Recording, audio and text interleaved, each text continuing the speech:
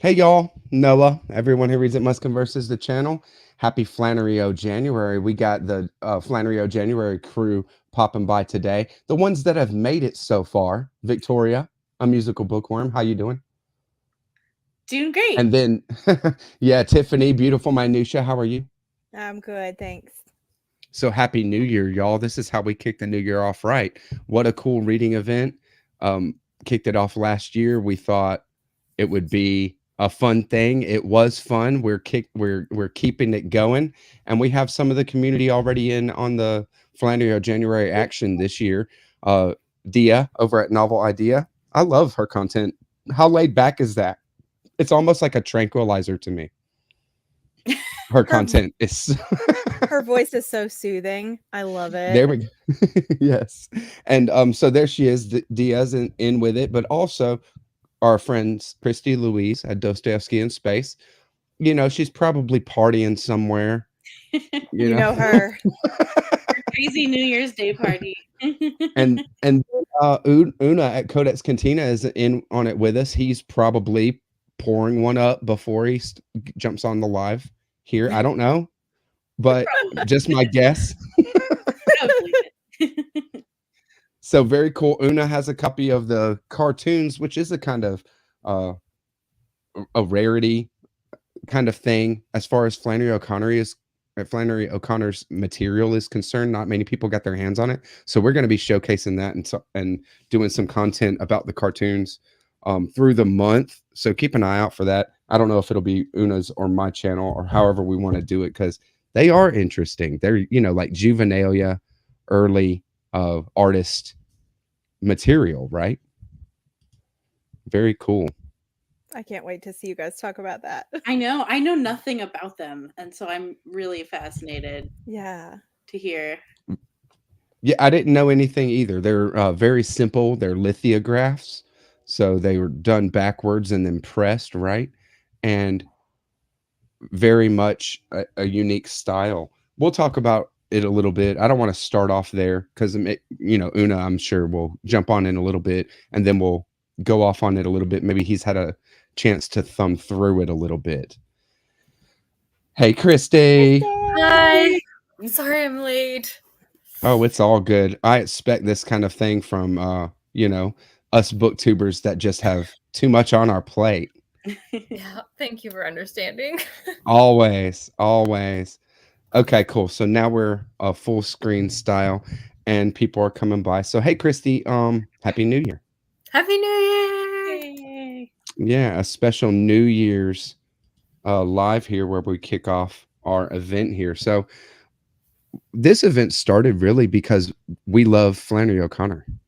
Mm-hmm. That's really what did it. It's just like a love for Flannery O'Connor. So maybe where's our first experience with Flannery, something like that, and are just talking about why we love Flannery a little bit, why we would do a month and egg the community to get into reading more Flannery, whatever. Y'all want to start? I'll start. Go ahead, Noah. Go for it. My first Flannery was Wise Blood. I found it in a bookstore. Flannery O'Connor was a name that was, a name that I had heard. I was maybe first year of high school or even uh, somewhere like that, and just found it and read it and was like shook at how powerful this short work is. Wise Blood is not that long. My copy is, under 200 pages. I would say right now, right at like 220, and just really packs a punch. I resonated with a lot of it, the philosophical, theological themes, how symbolic it is, and of course the setting and the people, because I'm a Georgia boy here. So I just resonated with it right off the bat, and it has been a thing that I have gone back to over and over. Her style, I don't think anybody is as much of a method kind of perfectionist as she was, especially regarding the short story.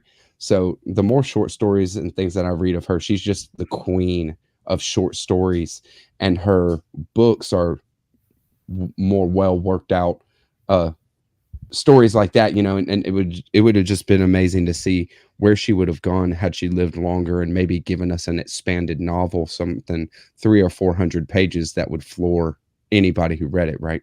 Mm-hmm.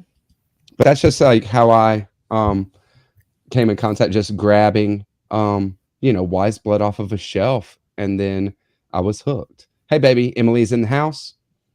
Very cool. And y'all, if y'all saw Teeny Tiny, my member, is in the house, y'all ask her, what's up with that. And Dia is really, really into it. That's very cool. If Wise Blood had been her first, she might not have read anymore. I can see that. But I love it. And so let's just go around. How about you, Vicky? I Kills I'm me not every used to hearing time. the name. It's a Flannery O'January inside joke.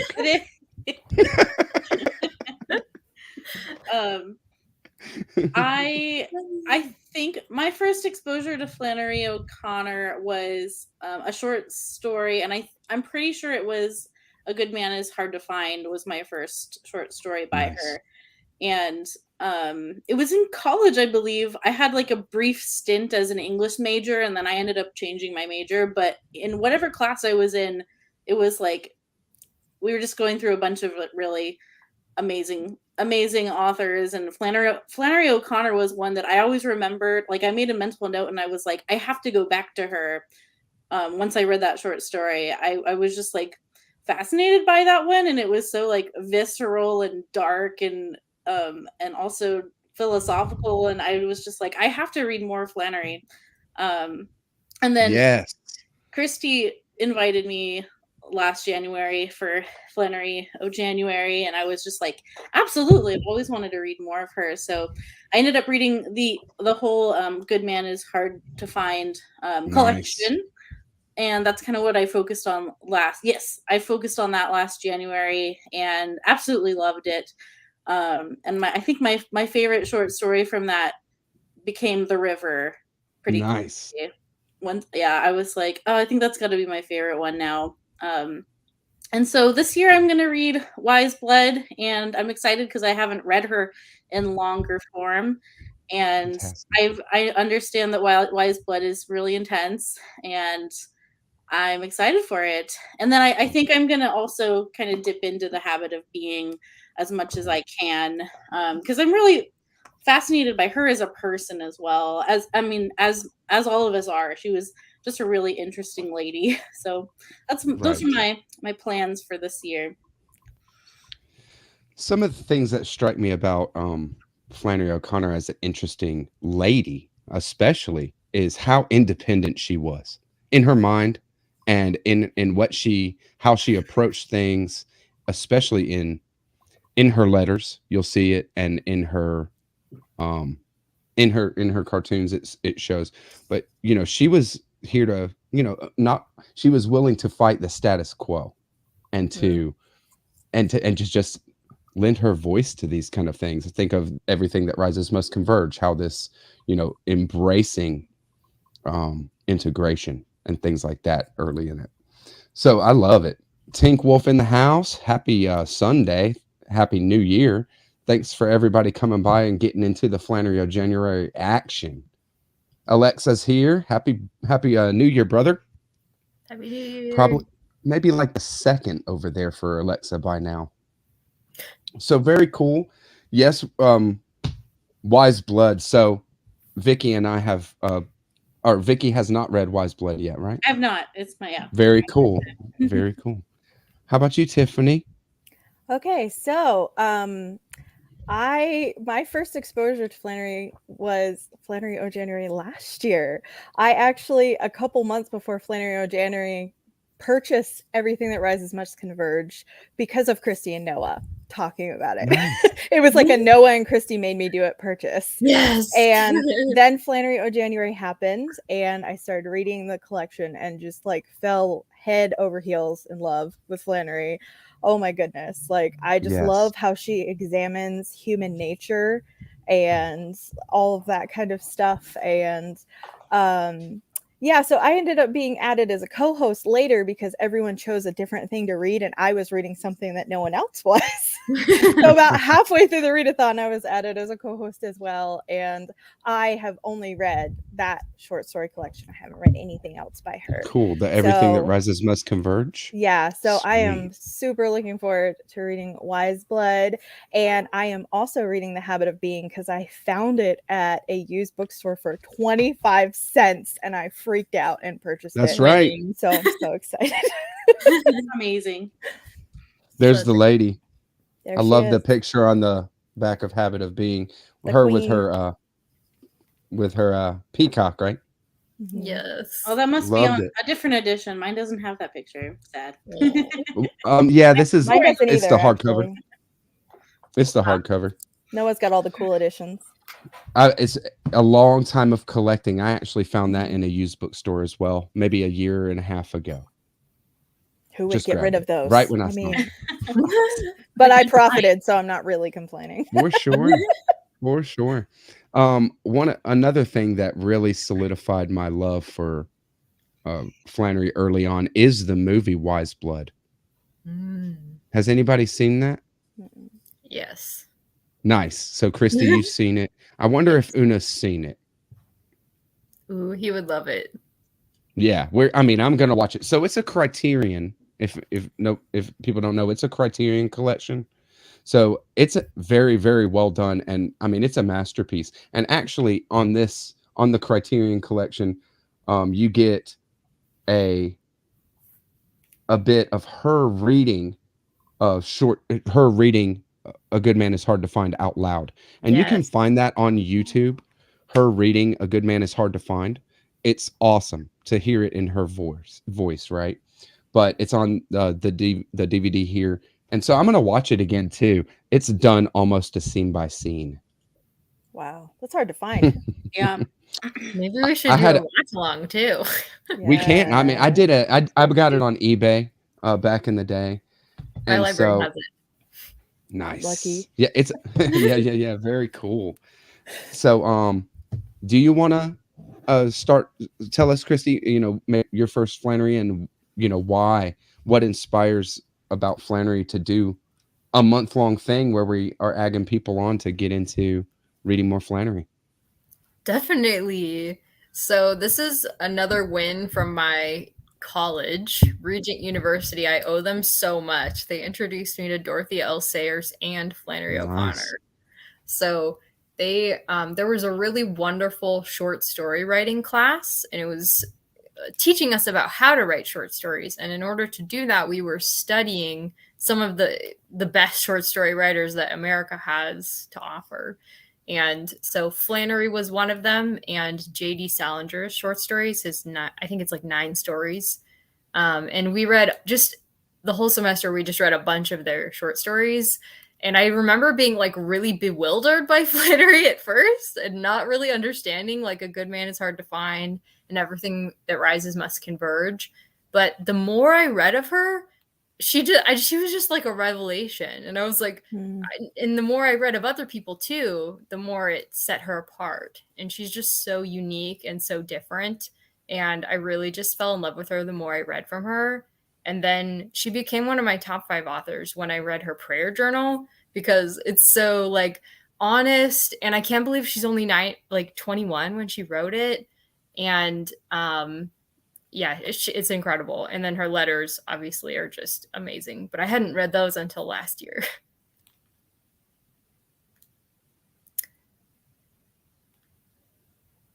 Oh, you're muted, Noah.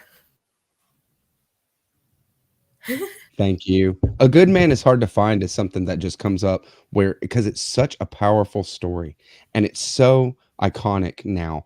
It's in so many greatest short story collections, so many American short story collections, and her voice is now become some kind of an icon of the American South in literature.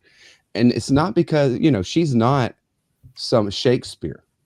You know, Flannery O'Connor is not Faulkner, and in a big way is not a Faulkner, but she's so precise with what she was doing and for it to be this gut punch of a violent story, essentially the murder of a whole family. Like that's what A Good Man Is Hard to Find is about. And it's like to do that, and it's wild, amazing. Thank goodness she isn't Faulkner. Yeah, we wouldn't be reading her if she was Faulkner. Wouldn't be doing a group read like this. Faulkner O'January just doesn't have the same ring. For sure. For sure. So her letters, Dia said that she loves the letters as well. I love her letters, and Victoria and Christy both said, and Tiffany as well, probably, that you grew through her letters of your appreciation for Flannery O'Connor, right? I definitely felt that when I had first read her letters, to see her interacting with, or read her interaction with other writers and how she looks at what she's doing, and she took herself very seriously. She was all in. She was not afraid of being herself in her stories. Right. Like, she was so individual and being odd. weird. Embracing being weird and being an individual like that. It kind of speaks to this kind of counterculture American spirit, of just saying, I'm going to make my own way. I'm going to do it my way. These kind of things. And she was like that from early on, right? You get the stories of her like teaching a duck to walk backwards, and she got into the paper, right? When she was 5 or something, she had this duck that she trained to walk backwards. Because she just loved, and she brought a duck to school. I think she had like a pet duck that she dressed up and brought it to school at some point. Fits. And that's just, this is her style, just really. This is why she could portray the oddness of the South, because she was it. Yeah. Right. Yeah, she embodied it. That's for sure. She is very raw. Mm-hmm. Nice. Yeah, a very very unique style, and Emily Dickinson for sure. I get a real feel of Emily Dickinson when I read Flannery O'Connor. I love Emily Dickinson so much. I think they would have been friends. Yeah, I think so too. Both solitarily together, having the greatest conversations ever and laughing about everybody. Maybe Flannery O'Connor would have added a lot more humor to Emily Dickinson's day to day. Probably. Yes. Very cool. So, looking at these cartoons, it is just a delight to look at some of these things and see an early seed of something that, might have come out later in her work. And it's just thematic more than anything. You have one, like I say, they're very basic pictures, right? So we have one here is like the teacher standing up giving a presentation, right? And the caption is, I believe the totalitarian outlook of the aggressive minority in the educational governmental faction should be crushed. And if I'm elected 6th vice recording secretary, I shall bend every effort to crush it. Right. And so it's like, when you go in for some arbitrary office that doesn't mean anything, but like when you're doing it, or the people in that position, they act like they're changing the world. Right. Or doing something that matters when they really, have no power whatsoever or whatever. And she made that comment very, just very simply, that commentary, right? And then we have here a brawl, right?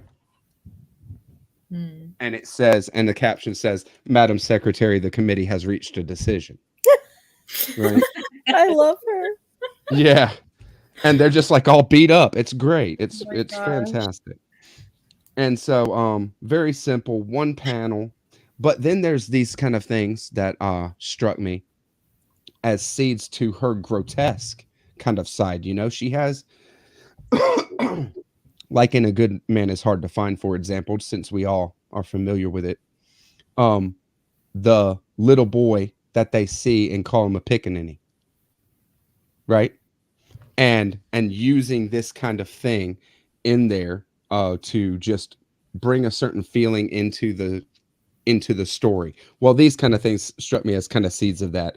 Here's two, right? We got the girl with the eyes turning around like that.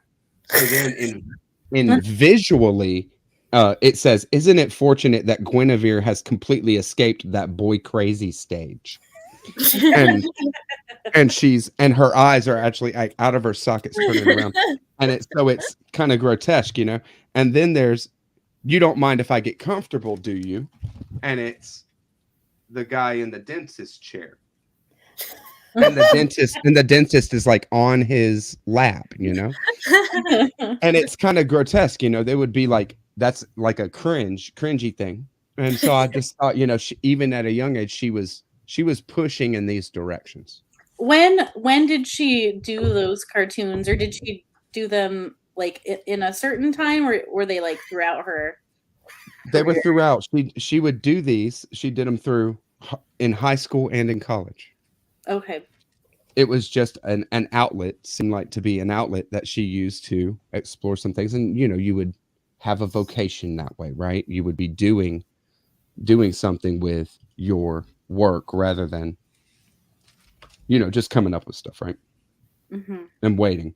So there's a few different places where she published these are all collected together, so you don't have to go find them in different works. But the Peabody Palladium, the Colonnade, the Alumnae Journal, the Corinthian, and then the Spectrum are 5 different places that these were published when they came out, probably high school, college newspapers and such. She's brilliant. To be so brilliant so young. Right. For sure. So as far as Wise Blood, I'm looking to read it, but I'm also looking to watch the movie. And I do have some cool essays that I've read on Wise Blood, because I do have a lot of literary criticism, right, on Flannery O'Connor. And I just wanted to throw a couple of ideas out there that maybe we can keep in mind through watching, so that maybe we can come around on the other side and have some maybe not, realizations or something like that, but see a little more what she was doing. So Hazel Motes is an allegory for Paul in a big way, Paul the Apostle. And so to keep that in mind, through his journey, like why maybe he's coming up against, or what his position is. We know Paul, of course, was very much anti-Christ, and Hazel Motes is anti-Christ as well, an anti-Christ preacher. But see, he still embraces, like, it's that thing of, I know better, right? Not only is that wrong, but I know better, and and I'm going to enlighten you, I'm going to teach you.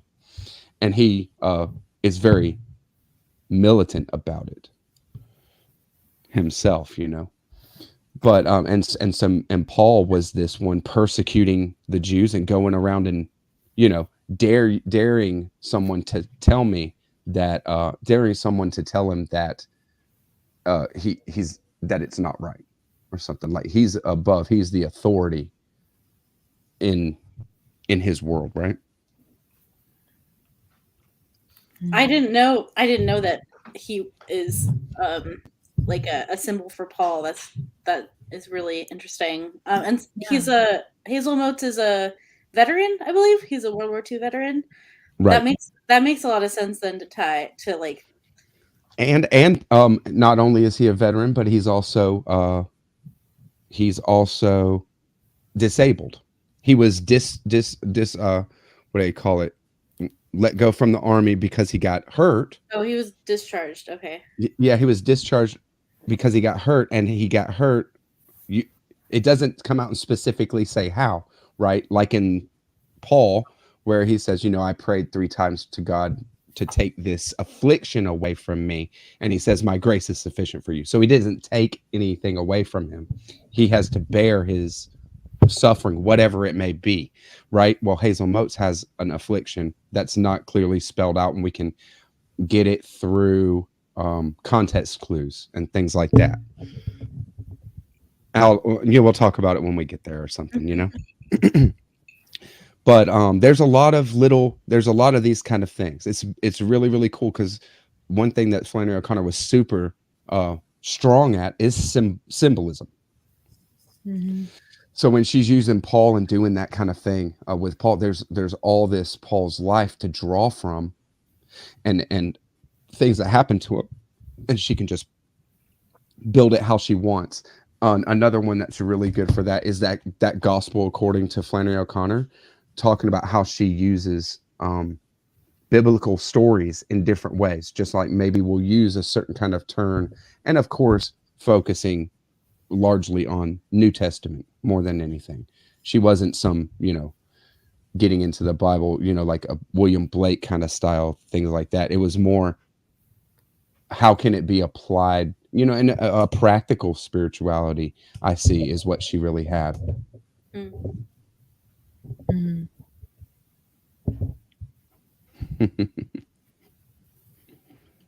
Very cool. Book spines in the house. Seth, looks like we're doing good. Yep, we're hanging out. Starting a very cool month long Flannery O'Connor love fest, just read her stuff. Let's talk about her stuff. Last year was one of the coolest. I love to kick it off. I've read I'll read the second novel this year, but last year was the first novel. The second published, The Violent Bear It Away. And Wise Blood is hardcore.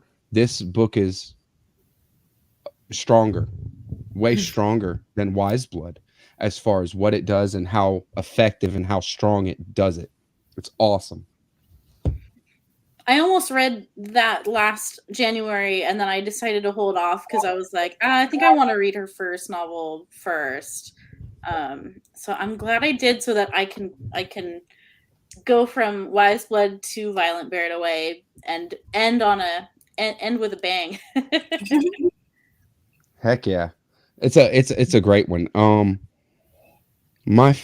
I love this picture of Flannery. That's a Nice. picture that was taken of her right after college when she just published Wise Blood. You can see the first edition of Wise Blood is in her lap. So she had just got her first novel published. A happy Flannery we have there. Very cool. So I don't know if Uno's gonna make it, y'all. I don't know if he is. One of the things about Flannery O'Connor. Wow. I have not listened to Moby's The Violent Bear It Away. Moby did a song inspired by Flannery O'Connor. I'm going to That's so listen to it when we're cool. done here. Guys, I'm definitely listening to it when we're done here. Should we listen to it while we read for mood music? Yeah. It's an instrumental. It works for me. Mm-hmm. And Moby's smooth, Mm-hmm. The thing about Flannery O'Connor, I think, one thing is that you find that you're getting exactly what you want right when you need it as far as storytelling is concerned. And it's so apparent and really feels so good in The Violent Bear It Away from a storytelling standpoint. It's perfect. And I think that's where the maturity in The Violent Bear It Away really sits, is like you can just see that she's at the top of her power as far as a storyteller out of everything that we have from her, even and that includes short stories. I think The Violent Bear It Away is really the best that she's done, that she did. And that's not to take away, it's to really build it up, because The Violent Bear It Away, that short book, is 3 parts. It's part 1, part 2, part 3, right? And like just how it's laid out and what she did is so perfect. So perfect. She has such a great sense of climax and building things and to an awesome end, right? Sometimes you don't see it coming. And it gut She, punches she you. yeah, and she loved the like kind of ironic twists, right? Mm-hmm. What was her last published work? Was it Violent Buried Away? Or was it? Was it Everything That Rises Must Converge? I don't. Everything that rises must converge is the short stories that weren't published like when she was alive. I don't Oh, think okay. Oh, right. Okay. when she was alive, it was just her two books and A Good Man Is Hard to Find, I believe. And then wow. Everything That Rises Must Converge is like the book that was put out right as after she had died, like everything she was working on. One of the last things that she worked on was that a rewrite of a short story, an early short story, and then she rewrote it. I think it's maybe it's the geranium. It was one Oh, of her first, and then she rewrote it as Revelation, I believe, or Judgment Day. One of those. I might be Oh. Okay. right. So she was critiquing herself as she went through as well. She was not uh, she wasn't just sitting thinking that she knew what was up. You can see her She working revised a through. lot. Yeah, always working through things, Constantly. even to be focused on short stories, and then to be in her letters you see that so much that she's just working and rewriting and rewriting and revising, and it's just a never-ending process for her. And when you see what she's working on now, we know what she's was talking about, and you see that it's a short story. It's like 5 pages, and it just is this, and she's just perfecting it. Hmm. I think I saw a quote that might be in habit of being about her talking about writing and how every word counts, and just how like she really adhered to that of like there's no extra, there's nothing that shouldn't be there, like every word is important. Mm-hmm. Yeah, I Very really much felt so. that with all of her short stories that I read, that it was like there was no superfluous content. It didn't like run on. It was just, I just feel like she was a master storyteller. Oh yeah. Everything she put out was like perfected and sharpened, and that's Yeah. why it's such a treat to read her stuff. Makes me sad that she didn't live longer, because I feel like, man, like what else would she have had to offer? Because everything is so brilliant, and for her to just continue perfecting things. I didn't read the geranium, but the other stories you mentioned, Noah, they are in the Everything That Rises Must Converge collection. So I did read whatever it was that she revised, and it's like, Right. man, can you imagine how much more she would have had to offer, and how much better she would have even gotten? And she's a gift to humanity. Right. Really, truly. Yeah, imagine like, it even distilling it down more, getting even more visceral with, or even more, just essential with what Yeah. she was Yeah. talking about, Hmm. because And she's such a southern voice and things like that. But strip away all that, she would get to where she's, just a human being Yeah. rather than a southern woman. You know what I mean? It's like Hmm. she didn't have time to really flower into what all she could be, I guess, You never know. You never know. I'm thankful for what we got. That's yeah, for sure. it's really Awesome. amazing that she gave us novels too, considering how much she revised. Because Yeah. revising a short story is one thing. I find that kind of fun, and I get the sense that she really enjoyed it as well. But she mentioned that novel writing was not fun. It was so much work. Right. Yeah, well, she in Wise Blood, a few of the chapters in Wise Blood show up as short stories um in her work, The Peeler, things like that. So this is a first attempt at a novel, and her first attempts are far and away better than most first novels. It's just really, really powerful. But um I feel like it's more of that, work on it piece by piece, and each chapter take it as it is, and at least until the end. And The Violent Buried Away is more of a whole, like a whole thing. It's wild. I don't want to talk about it too much. I'm gonna do some content on it because I just I'll just go off. Go There's off, so much Noah. We to love it. We're here for it. right.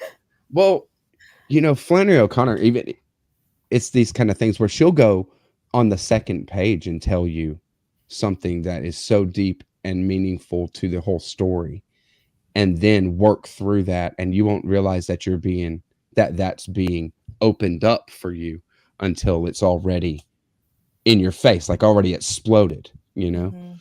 And so in The Violent Buried Away, that kind of thing is used to stunning effect.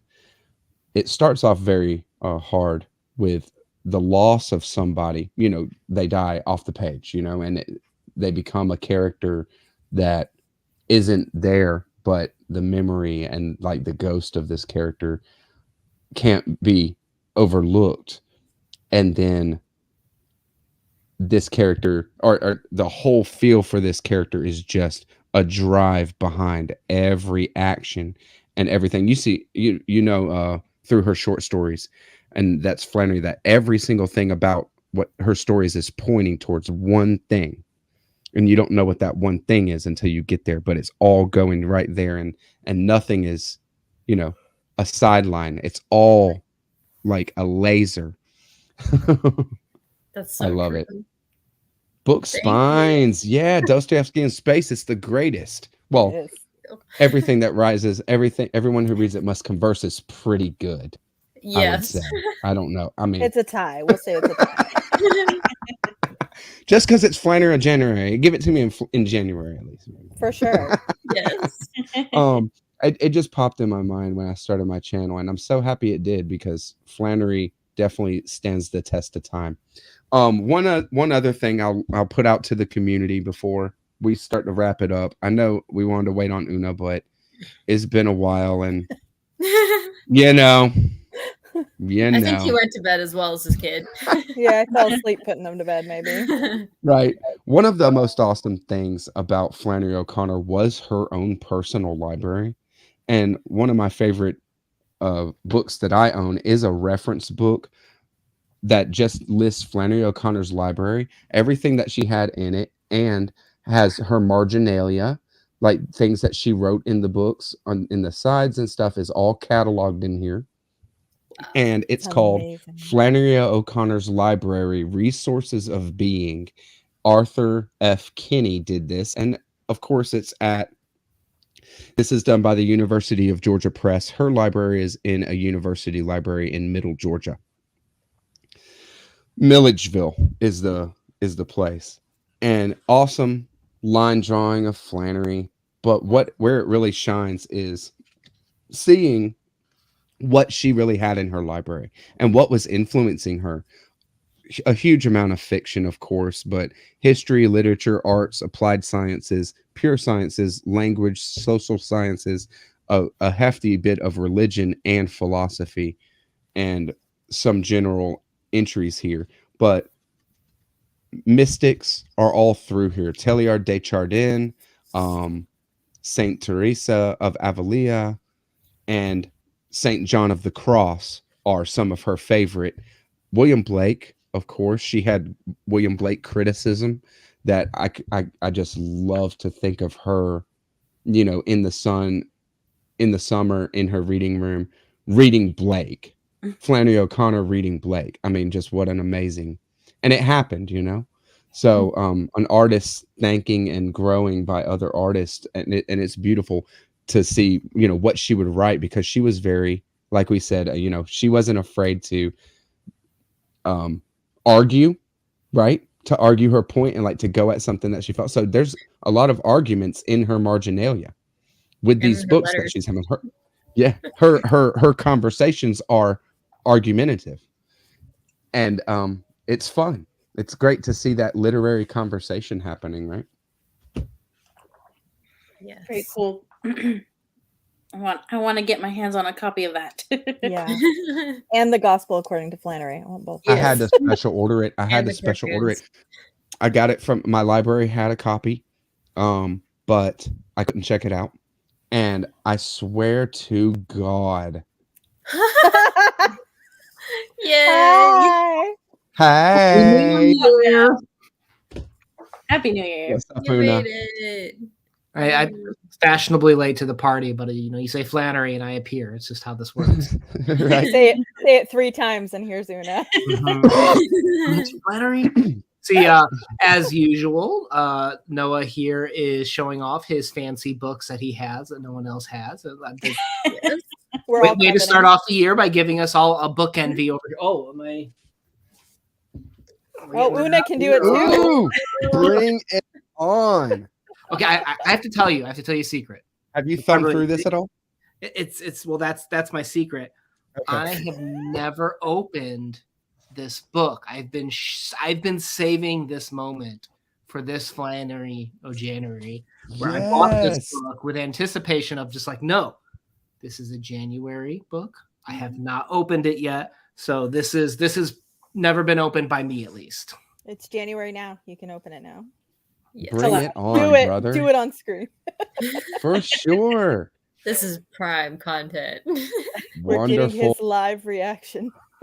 I was looking through it today, leading up to the live here, and I just marked some of these that I wanted to share because they're funny. They were We're going to great. the first page. Oh, there's a We're lot. gonna have some fun, bro. This is like looking at like a negative almost stuff like of pictures.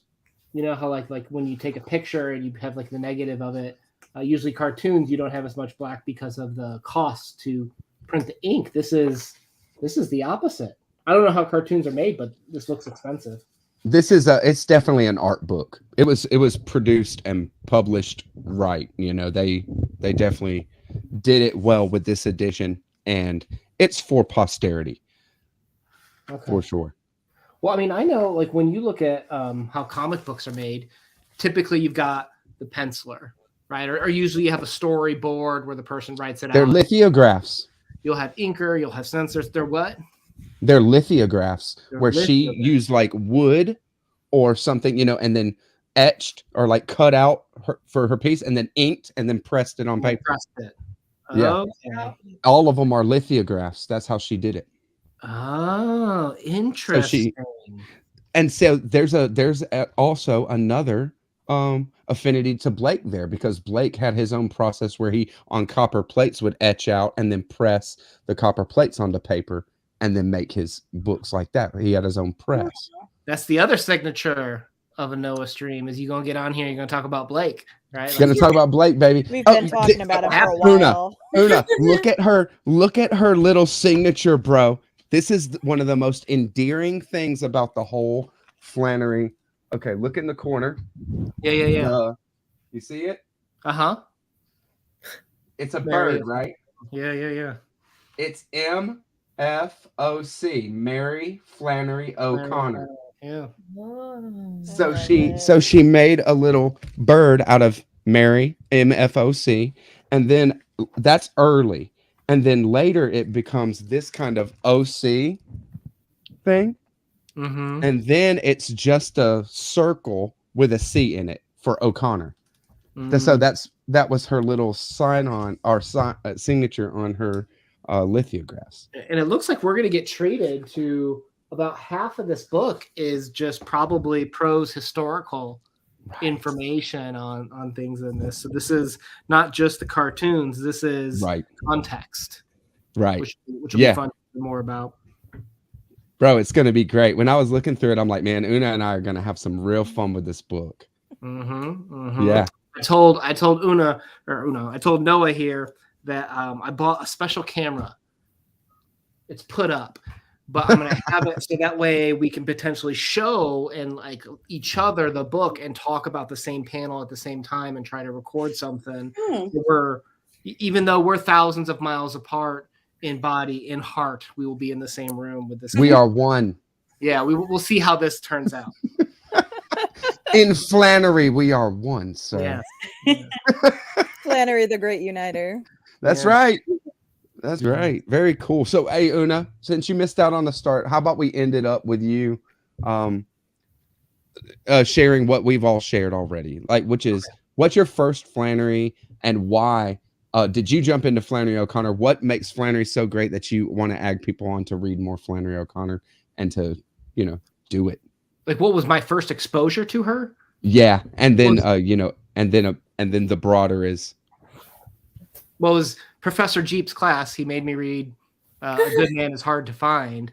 And I was just like, oh, Flannery, whoo, a woman after my own heart. whoo. That was some intense writing to get into. Right. But no, I actually didn't pick up willingly, like on my own, Flannery until after I had graduated. I never really dove into short stories while in college. Like you had to read, so many stories a week, and then sometimes they take excerpts. Like so, we did some excerpts of like Don Quixote and longer books and stuff like that. It wasn't until after I graduated. Mostly at first, I just kind of read like cartoons, comic books. It was probably not until I was like 22, 23, 24, 25, somewhere around there, I started getting more back into literature as a whole. And I don't know what made me get back into literature as a whole, but one of the things that came up was, when you're searching these names of like, who are the great authors to read, I saw, oh, Flannery. I remember reading that one story. It was a vicious story. What's the best place to start? And someone had recommended the short story. So I got the Good Man is Hard to Find short story collection. And so my introduction, of course, is the short stories. And I've heard a lot of people say that short stories are the way to go into Flannery. So I don't know what all you guys have already talked about, but obviously Everything, bro. There's so much to do here. But my first book experience was Wise Blood, which we did last year, actually, with Christy here. So I guess we're just going to read this every year. Christy and I are just going to read Wise Blood every year. So. Heck yeah. And have you ever seen the movie? Oh, yeah. Yeah, I watched that last year as a part of the experience. So Great. I was thinking about picking up an audiobook with Wise Blood this year and doing like one of those immersion reads where like you read it and have the audio too, particularly with Flannery's voicing. If you have a nice Southern voice actor that can really bring to life the characters, like I'm hoping I can find something like that with the audiobooks, but I haven't looked yet. Yeah. Well, that's what I was going to say too, right? When you said it, I'm like, well, as long as it's a female Southern voice, I'd be all about it.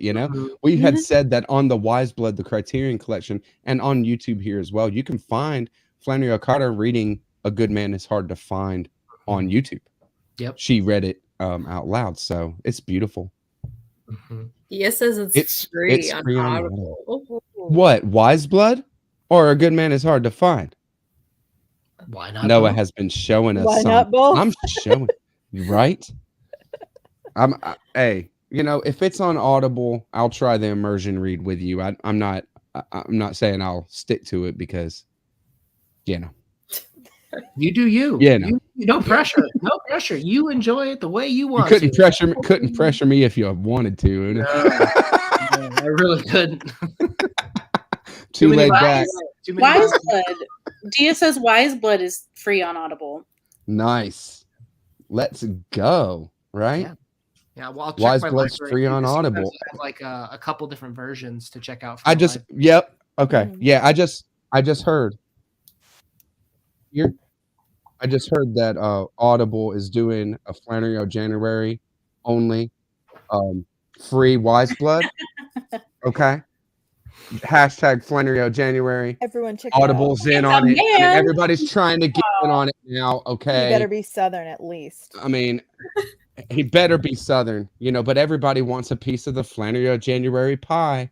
Yeah. Well, I'm It's last, apple pie. I'm last to the party here, so I think it's unfair for you to ask me a question and me not to ask you all a question. Bring it. So you all have done Flannery O'January last year, I believe. What is it that is, when you're coming back to her, what is it that you're looking to kind of uncover, or why come back a second year? What is it that you think that you're looking for in this second round? Very cool. Let's go backwards. How about you, Christy? And we'll go around counter. Okay. My laptop's about to die, so I have to go get my plug. Do you want us to skip you for right now, or you got it? Yeah, I'll come right back. I have to go grab it in the living room. Okay, hold Sorry. up. How about this? Okay. Hey, Whoa. technology. Hey, Tony. Welcome to the Flannery O'January live show. If you haven't heard, Audible just approved that YouTube, or sorry, Audible just approved. I'm sorry, I'm a little flustered.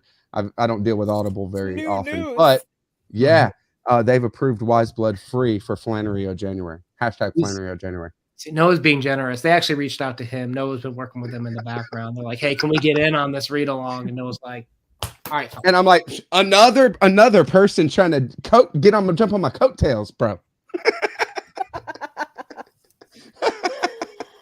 Oh my goodness. I mean, you start something as cool as Flannery O'January, and people come out of the woodwork. That's all it comes down to. Very cool. Okay, Tiffany. Okay, so I mentioned before, Una wasn't here, but I mentioned that I have only read Everything Rises Must Converge, that short story collection.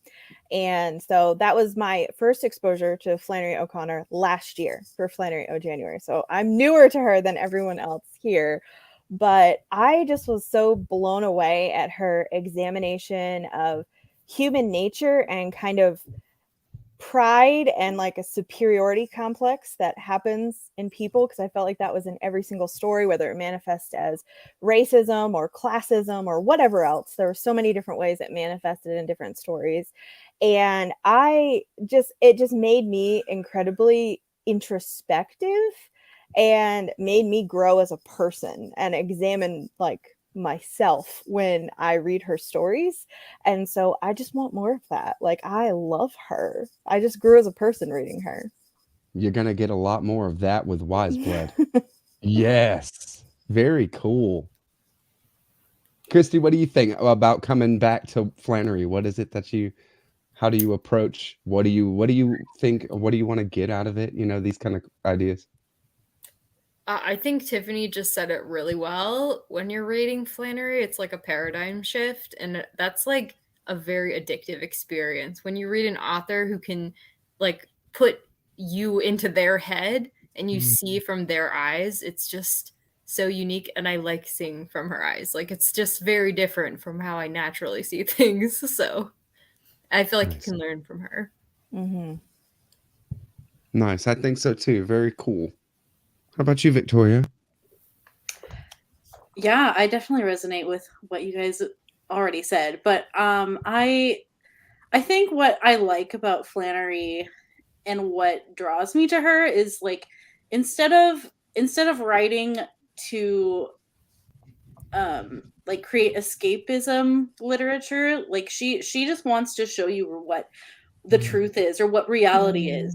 She wants to expose what she sees in her world, and I am fascinated with what she sees and what she saw at her time, and what she wants to say. I'm also looking forward to like getting to know her a little more as a person and like to hear her direct voice in the letters. Because yeah, like Christy was saying, like she just had a really unique way of thinking and of seeing the world, and it's refreshing to read from someone who just was like unashamedly different and weird. It's just odd and proud of it. Yeah, it gives me life. So yeah, I think that's what I really like about her. Flannery O'Connor being like that, this kind of oddity that is endearing and that you resonate with as being essentially human in that way. I think that lends her person lends to her fame and her becoming this modern classic writer just as much as her literature. That her personality itself informs a lot of just how we view Flannery O'Connor now, a very dark humor. I think that the thing that I'm looking forward to getting to the most when I come back around to Flannery O'Connor is to work through the layers that Flannery O'Connor has. The symbols, there's always symbology that isn't acknowledged or realized in the moments when you're reading, and there's this kind of overarching narrative going on that you don't know until you have the whole story. Because, like I said, so to say it another way than I said earlier, I think and I feel like there's a lot of interconnectivity in Flannery's work, that everything is working together. And these little details, you don't know where they fit until later in the story. So revisiting a story or the novels, when you see it again for the first time, you can remember, so you get more and you start seeing more of the way that a symbol worked through, especially the longer works like Wise Blood and The Violent Buried Away. So that interconnectedness of her narratives is something that I really love. And it's hard to wrap your head around, what she actually did, because it was a process. It's not like she just had the idea and then she wrote it like that. It's a process of her building this thing.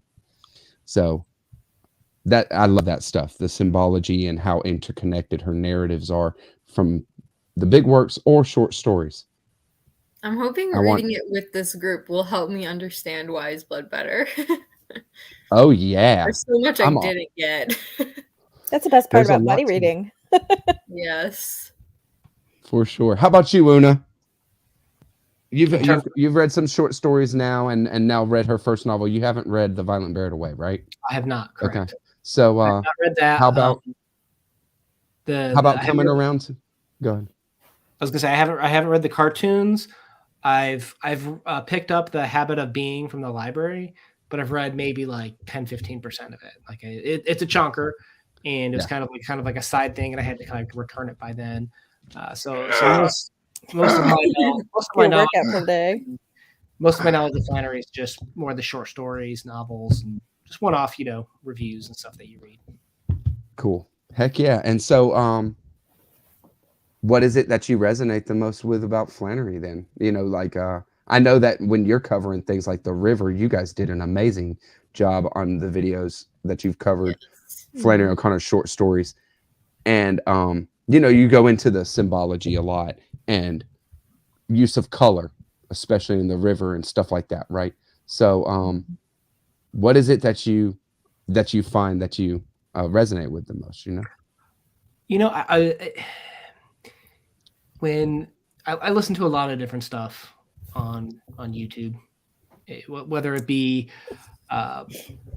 evangelical Christians that talk about what does interpreting the world through the Bible mean, whether it be atheist or agnostic individuals talking about what are their worldviews.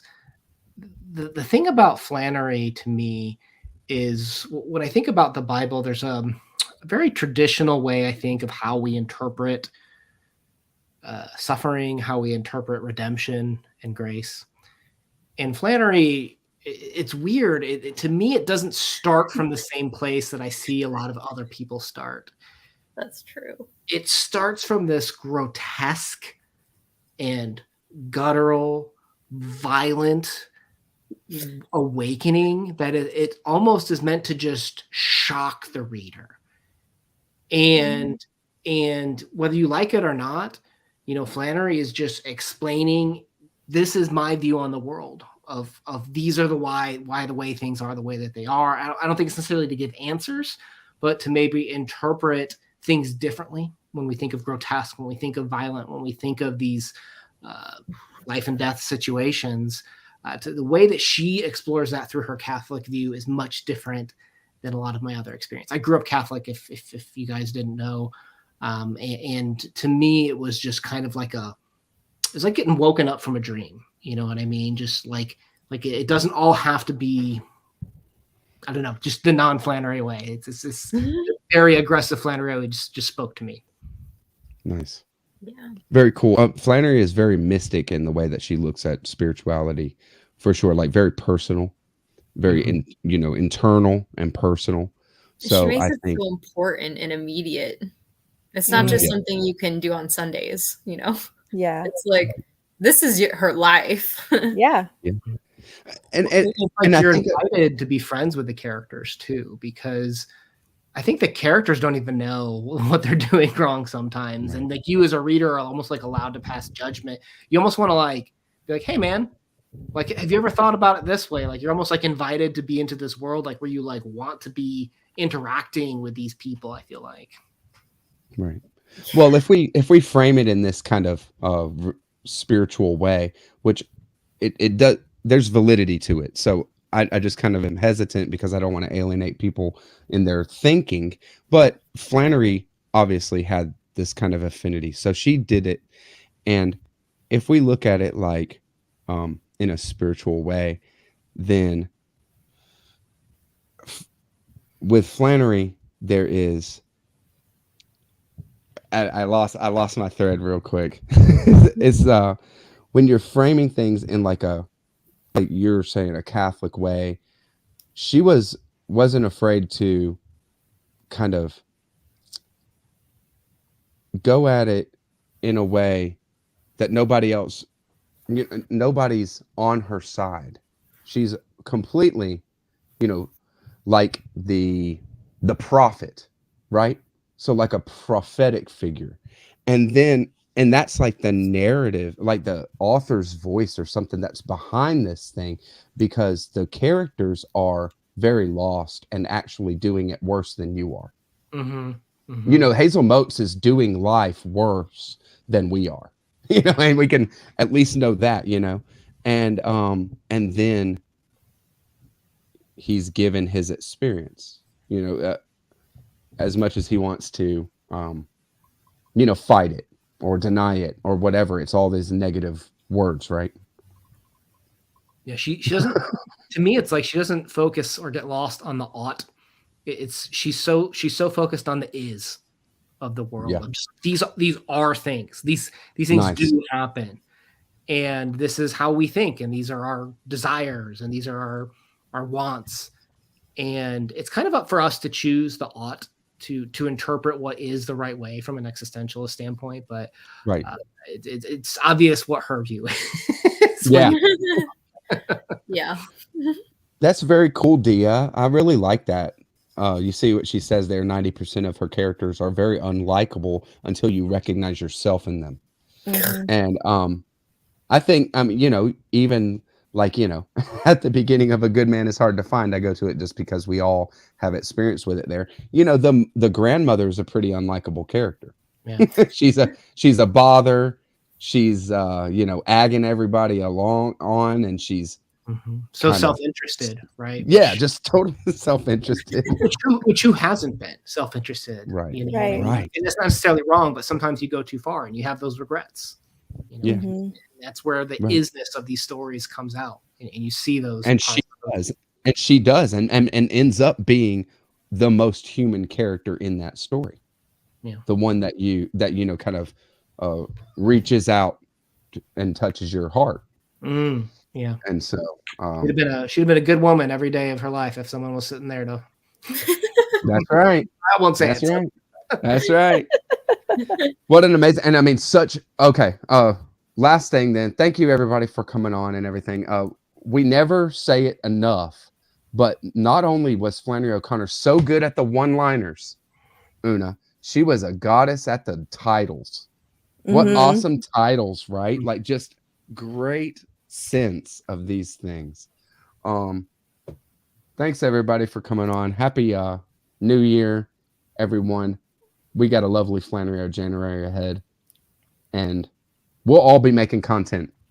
We're going to do whatever we want to do on our respective channels, but then we'll do a wrap up here at the end of the month. So there is going to be some kind of live like this at the end of the month where we will be available for the community. All talking. Community can let us know your experience and all that. And I think there's discussion on Victoria's Discord too. If people don't want to wait till the end of the month, there will be more Sweet. talks there. Yes. Yes. We Thank you, have that going. We could, pull people into the Voxer discussion.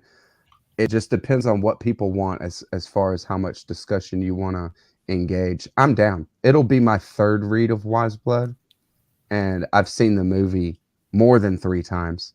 It's something that I've shown people just because it's so intense. It's such a great performance by Brad Dourif. So we'll be rocking all month, and keep looking out for more Flannery O'Connor content too, even stuff we haven't said, because just like last year, Tiffany jumped on board with reading everything that Rises Must Converge through the middle of it, so that we're really loose over here at Everyone Who Reads It Must Converse. And I don't know about what you got, what we might have on the horizon. I'm really excited about doing some cartoon content, Looking forward to it, brother. Heck yeah. Yes. All right, y'all. Yep, there we go. Let's go check out Moby's song. Oh yeah, can you do Yeah. that right now? Reading more. Y'all have a good one. Happy Flannery O'January, everybody. Catch you on the next one. Bye-bye.